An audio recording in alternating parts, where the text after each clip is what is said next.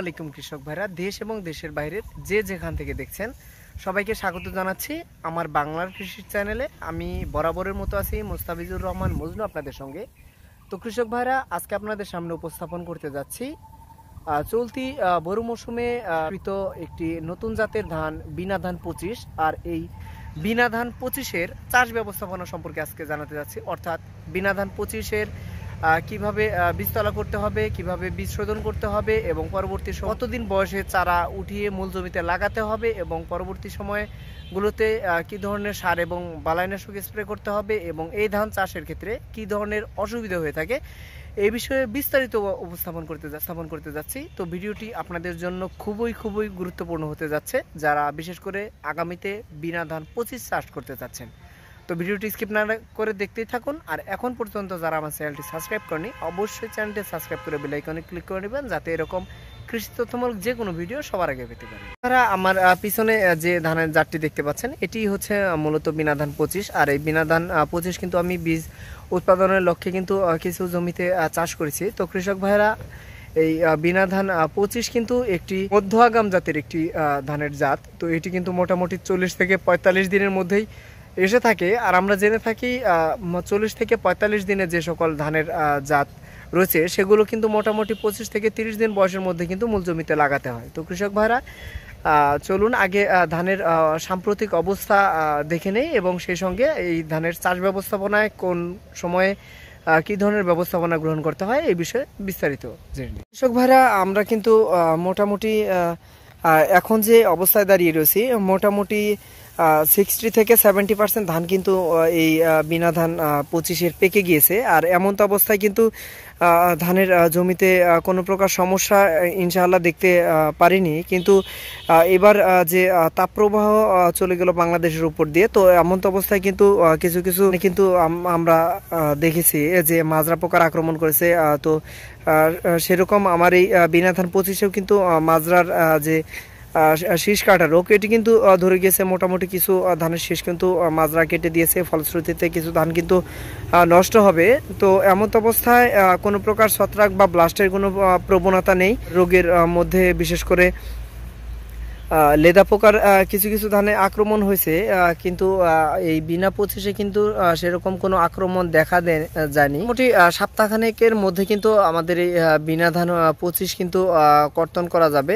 তো এমন তো অবস্থায় কিন্তু আপনাদের যারা বিনা ধান 25 চাষ করতে চাচ্ছেন, তো বিনা ধান 25 মধ্য আগাম জাতের একটি ধানের জাত। তো এটি কিন্তু মোটামুটি 145 থেকে 150 দিনের মধ্যে কিন্তু কর্তন করা যায়। অর্থাৎ 28 ধানের হয়তোবা সপ্তাহখানেক পরে কিন্তু বা 88 জাতের যে সকল ধান রয়েছে এগুলো কিন্তু মোটামুটি সপ্তাহখানেক পরেই এই বিনা ধান 25টা কর্তন করা যায়। তো কৃষক ভাইরা, এটি চাষের ক্ষেত্রে আপনাদের প্রথমেই যেটি করতে হবে, আপনারা অবশ্যই যে জায়গা থেকে বীজ সংগ্রহ করুন না কেন অবশ্যই বীজটিকে শোধন করে নেবেন। আর বীজটি কিভাবে শোধন করতে হয় এই বিষয়ে কিন্তু একটি ভিডিও আমার চ্যানেলে দেওয়া রয়েছে, সেটি দেখে আসতে পারেন। এবং পরবর্তী সময়ে অবশ্যই আপনারা আদর্শ বীজতলা তৈরি করে 20 থেকে 25 দিনের মধ্যেই এই চারাটি মূল জমিতে লাগানোর চেষ্টা করবেন এবং সেটিকে সারিবদ্ধভাবে ক্ষেতে রোপণ করবেন। এবং যে ক্ষেত্রেতে রোপণ করবেন সেখানে অবশ্যই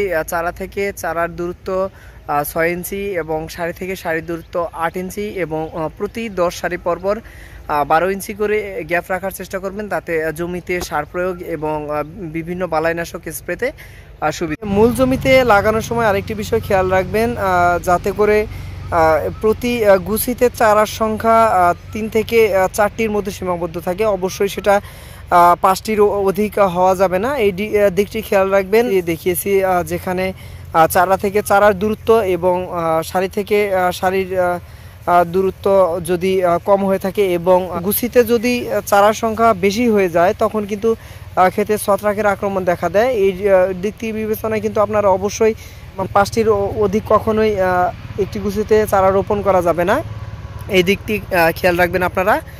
আর পরবর্তী সময়ে চেষ্টা করবেন যে জমিতে বিনা ধান 25 চাষ করতে চাচ্ছেন সেই জমিতে অবশ্যই শেষ চাষের সময় প্রয়োজনীয় পরিমাণ সার, বিশেষ করে ডিএপি সার, ডায়ামোনিয়াম ফসফেট 15 থেকে 20 কেজি মিরোটপ পটাশ 15 কেজির মধ্যে 10 কেজি, বরিক অ্যাসিড যেটি 17 বা 15%, সেটা অবশ্যই 500 গ্রাম, এবং সেই সঙ্গে সালফার 700 থেকে 1000 গ্রাম পর্যন্ত চাইলে প্রতি বিঘাতে দিতে পারেন, এবং জিপসাম 7.5 থেকে 10 কেজি পরিমাণ দেওয়া যেতে পারে। তো একটি বিষয় খেয়াল রাখবেন, সেটি হচ্ছে যে সমস্যাটি হয়ে থাকে এটি হচ্ছে পাশকাঠির ক্ষেত্রে কিন্তু আপনার সমস্যাটি হয়ে থাকে। এজন্য আপনারা যখন জমিতে সার প্রয়োগ করবেন অবশ্যই যথাযথ মাত্রায় কিন্তু সেটি ব্যবহার করবেন। সেই সঙ্গে কিন্তু আপনারা দানাদার 10G বা 5G আপনারা কিন্তু মিশিয়ে জমিতে প্রয়োগ করতে পারেন। এতে কিন্তু আপনার মাজরার হাত থেকে কিন্তু ফসলকে রক্ষা করতে পারবেন। আরেকটি বিষয় সেটি হচ্ছে অবশ্যই প্রয়োজনীয় পরিমাণ জৈব সার যদি আপনারা খেতে ব্যবহার করতে পারেন সেদিক থেকে কিন্তু আরও ভালো হয়। তার ভার্মি কম্পোস্ট, কেঁচো সার এগুলো পাওয়া যায়, সেগুলো যদি আপনারা প্রয়োজনীয় মাত্রায় জমিতে ব্যবহার করতে পারেন তাহলে কিন্তু ভালো হয়। আর বিশেষ করে 20 কেজি জৈব সার যদি আপনারা বাজার থেকে ক্রয় করে প্রতি বিঘাতে প্রয়োগ করতে পারেন সেক্ষেত্রে কিন্তু ফসল আরও ভালো হবে। এবং পরবর্তী সময়ে রোয়া রোপণের 18 দিনের মধ্যেই যদি আপনারা যথাযথ মাত্রায় প্রথম ডোজের ইউরিয়া সার প্রয়োগ করেন তাহলে কিন্তু দেখা যাবে রেজাল্টটা ভালো হবে। এক্ষেত্রে একটি বিষয় আপনাদেরকে জানিয়ে রাখি, আপনারা জেনে থাকেন যে স্বল্প জীবনকালের ধানগুলোতে পাশকাঠির পরিমাণ দেওয়ার শেষ পর্যায়ে কিন্তু কাস্তর অবস্থায় চলে যায় ধানটি। আগাম জাতের ধান চাষের ক্ষেত্রে কিন্তু প্রয়োজনীয় মাত্রায় যে ইউরিয়া সার প্রথম কিস্তিতে আমরা প্রয়োগ করে থাকি সেটা কিন্তু অবশ্যই 15 দিনে প্রয়োগ করতে পারি, কেননা 15 দিনে যদি সার আমরা জমিতে প্রয়োগ করি সেটা কিন্তু জমিতে লেগে যেতে, অর্থাৎ কাজ করতে করতে মোটামুটি সপ্তাহখানেক সময় লাগে। এজন্য আমরা 15 দিন বয়সে প্রতি বিঘাতে 15 কেজি ইউরিয়া সার এবং সেই সঙ্গে ভিটামিন জাতীয় লিটোসেন অথবা ম্যানকোজেব বা টাইকোজেব, ম্যানকোজেব গ্রুপের যে সকল উপাদান রয়েছে সেগুলো যদি আমরা প্রতি বিঘাতে 1 থেকে 150 গ্রাম, লিটোসেন প্রতি বিঘাতে 100 ml এবং সেই সঙ্গে জিঙ্ক মনোহাইড্রেট যদি আমরা 1 কেজি প্রতি বিঘাতে ব্যবহার করি তাহলে কিন্তু মোটামুটি পাশকাঠির সংখ্যা বৃদ্ধি হবে। ধান 25-এর ক্ষেত্রে কিন্তু আপনারা পাশকাঠি একটু কম পেয়ে থাকবেন, এজন্য আপনারা চেষ্টা করবেন যখন মূল জমি প্রস্তুত করেন তখন আপনারা প্রতি বিঘাতে 700 থেকে 1000 গ্রাম সালফার অথবা পরবর্তী সময়ে যখন ইউরিয়া সারের প্রথম ডোজ প্রয়োগ করবেন তখন কিন্তু আপনারা প্রতি বিঘাতে 500 থেকে 700 গ্রাম বা 1000 গ্রাম সারের সঙ্গে মিশিয়ে কিন্তু প্রয়োগ করতে পারবেন, তাহলে পাশকাঠির সংখ্যা অবশ্যই বেশি পাবে। মাত্রা ইউরিয়া সার জমিতে প্রয়োগের পর কিন্তু গাছের গ্রোথ বৃদ্ধি পাবে, এই জন্য আপনারা পরবর্তী 7 দিনের মধ্যেই জমিতে মাজরা এবং ছত্রাকনাশক স্প্রে করতে হবে।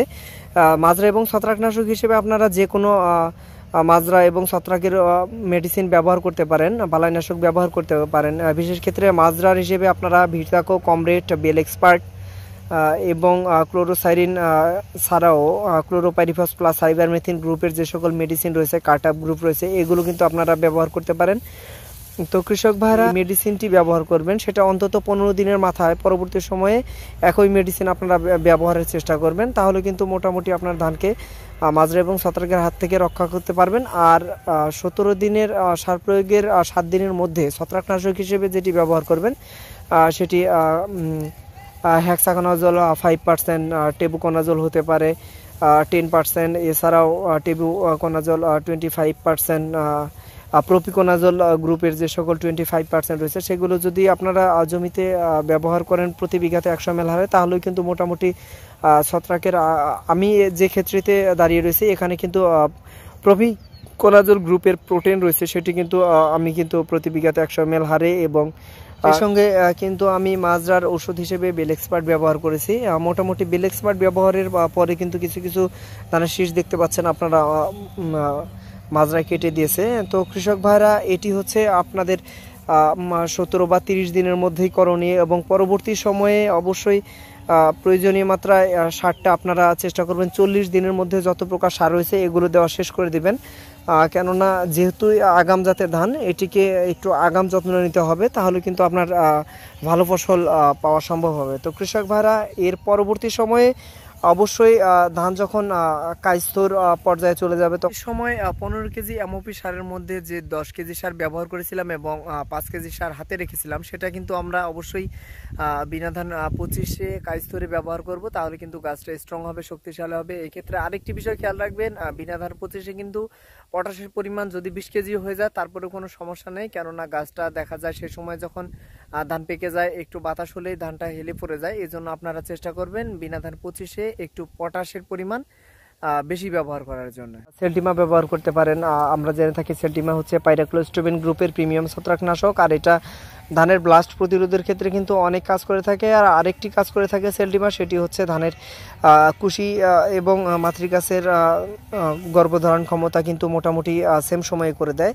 তো কৃষক ভাইরা আপনারা কিন্তু যখন কাজ থর তখন সেলটিমা ব্যবহার করতে পারেন এবং ফুল থরের ক্ষেত্রেও কিন্তু আপনারা ব্যবহার করতে পারেন। এক্ষেত্রে আরেকটি বিষয় সেটি হচ্ছে যখন আপনার ধান ফুল থর হবে তখন কিন্তু অবশ্যই অ্যান্টিবায়োটিকযুক্ত ছত্রাকনাশক ব্যবহার করতে হবে, এবং সেটা টাইসাইক্লাজল গ্রুপের ডিফার ট্রুপার ছাড়াও বীর রয়েছে, এগুলো কিন্তু আপনারা ব্যবহার করতে পারেন। এছাড়া নাটিভো স্ট্রোমিন এগুলো কিন্তু মোটামুটি ভালো কাজ করে থাকে। এবং এর পাশাপাশি যদি আপনারা স্তরে অ্যান্টিবায়োটিকযুক্ত ছত্রাকনাশক হিসাবে ডাইফেনাকোনাজল, ওপিকোনাজল গ্রুপের কম্বি-2 রয়েছে এবং ডাইফেনাকোনাজল প্লাস এজিস্ট্রোবিন গ্রুপের যে সকল মেডিসিন রয়েছে, এছাড়া এজিস্ট্রোবিন প্লাস সিপ্রোকোনাজল গ্রুপের যে সকল মেডিসিন রয়েছে, এগুলো যদি আপনারা ব্যবহার করেন তাহলে কিন্তু আপনার ধানকে ছত্রাকের হাত থেকে রক্ষা করতে পারবেন। তো কৃষক ভাইরা দেখতেই পাচ্ছেন যে ধানের কি পরিমাণ গ্রোথ রয়েছে, কোনো প্রকার ছত্রাকের আক্রমণ কিন্তু নেই। আমি কিন্তু এখানে ট্রুপার ব্যবহার করেছি প্রথম টার্মে এবং পরবর্তী সময়ে কিন্তু এখানে পাইরাক্লোস্টোবিন গ্রুপের সেলটিমা ব্যবহার করেছি।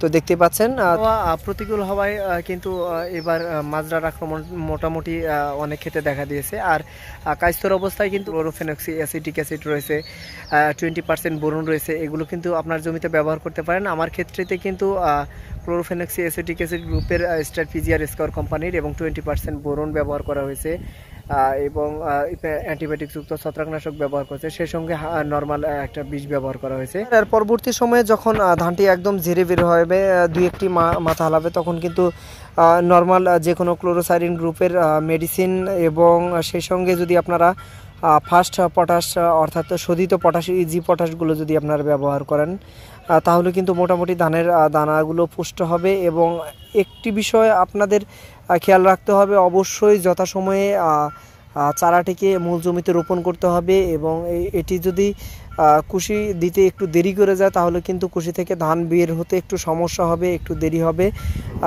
তো এক্ষেত্রে 2-1টি সমস্যা এরকম হতে পারে। তো কৃষক ভাইরা দেখতে পাচ্ছেন কি সমস্যাটি হয়েছে। তো এই সমস্যাটির দূর করার জন্য অবশ্যই যথাসময়ে আপনাদেরকে চারা রোপণ করতে হবে। কৃষক ভাইরা যে ট্রিটমেন্টগুলো আপনাদেরকে বলা হলো, এই অবস্থায় কিন্তু আপনারা কাস্তর এবং ধান কিন্তু পাকা পর্যন্ত চলে যাবে। তো কৃষক ভাইরা এক্ষেত্রে কিন্তু যেটি বারবার আমি বলতেছি, যেহেতু আগাম জাতের একটি ধানের জাতিটি, তো অবশ্যই চারার বয়স কম হতে হবে এবং সারের পরিমাণ সেটা অন্তত 30 থেকে 40 দিনের মধ্যে দেওয়া শেষ করে দেবেন। যে সারের পরিমাণটা প্রথমের দিকে অন্তত চেষ্টা করবেন 15 কেজির জায়গায় যদিও 17 কেজি হয়ে যায় প্রথম ডোসে, তারপরেও কোনো সমস্যা নেই। এবং সে সঙ্গে অবশ্যই সালফার ব্যবহার করতে হবে, সেটা গিরবিট হতে পারে, থিওবিট হতে পারে এবং কুমোলাস হতে পারে। সেটা যদি ব্যবহার করেন তাহলে কিন্তু মোটামুটি পাশকাঠির সংখ্যা বেশি হবে। সেই সঙ্গে আপনারা অবশ্যই প্রথম ডোজ ইউরিয়ার সঙ্গে অবশ্যই জিঙ্ক সালফেট মনোহাইড্রেট প্রতি বিঘা 1 কেজি হারে ব্যবহার করবেন, তাহলে কিন্তু রেজাল্টটা আরও বেশি পাবেন। তো কৃষক ভাইরা এই ছিল বিনা ধান 25-এর চাষ ব্যবস্থাপনা, আশা করি বুঝতে পেরেছেন।